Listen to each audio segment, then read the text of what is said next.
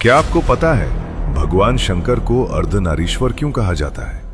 आखिर ऐसा क्या हुआ था कि भगवान शिव को आधा पुरुष और आधी स्त्री बनना पड़ा? कहते हैं महर्षि भृंगी भगवान शिव के ऐसे भक्त थे जो पूरे ब्रह्मांड में सिर्फ एक ही देवता को मानते थे, महादेव। उनकी भक्ति इतनी प्रबल थी कि वे शिव के अलावा किसी और को प्रणाम तक नहीं करते थे। यहाँ तक कि जब भी भगवान शिव और माता पार्वती साथ विराजमान होते, तब भी भृंगी सिर्फ शिवजी की परिक्रमा करते और माता पार्वती को अनदेखा कर देते।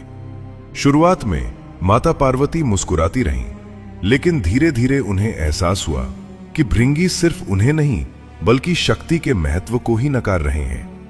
तब माता पार्वती ने महादेव से कहा, प्रभु, संसार को यह समझाना आवश्यक है कि शिव और शक्ति अलग नहीं हैं। महादेव मुस्कुराए और अगले ही क्षण कुछ ऐसा हुआ जिसने स्वयं भृंगी को भी स्तब्ध कर दिया।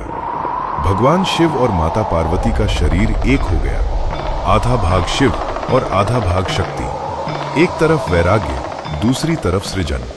एक तरफ तप, दूसरी तरफ करुणा। एक तरफ चेतना, दूसरी तरफ ऊर्जा। और इसी दिव्य रूप को कहा गया अर्धनारीश्वर। लेकिन भृंगी अभी भी अपनी जिद छोड़ने को तैयार नहीं थे। कहते हैं उन्होंने एक भौरे का रूप धारण किया और शिव तथा शक्ति के संयुक्त शरीर के बीच से निकलकर सिर्फ शिव की ही परिक्रमा करने का प्रयास किया। तब माता पार्वती ने उन्हें श्राप दिया, ऋषि भृंगी, तुमने केवल मेरा नहीं, स्वयं शक्ति के अस्तित्व का अपमान किया है। जिस शक्ति को तुम तुच्छ समझते हो, जिसे तुमने बार बार अस्वीकार किया है, आज से वही शक्ति तुम्हारा साथ छोड़ देगी। और जिस क्षण शक्ति तुम्हें त्याग देगी, उस क्षण तुम्हें ज्ञात होगा कि बिना शक्ति के सिर्फ शरीर बचता है, जीवन नहीं।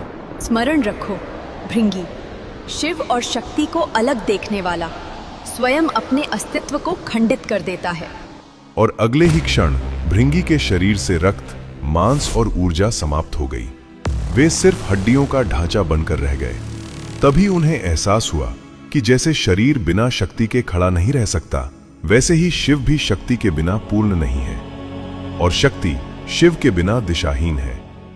उस दिन भृंगी को सत्य का बोध हुआ कि सृष्टि का संतुलन पुरुष और प्रकृति, चेतना और ऊर्जा, शिव और शक्ति दोनों के एक होने से ही संभव है। और शायद इसी कारण महादेव का सबसे रहस्यमयी रूप अर्धनारीश्वर कहलाता है। अगर आप भी मानते हैं कि शिव और शक्ति एक ही हैं, तो कमेंट में लिखो हर हर महादेव।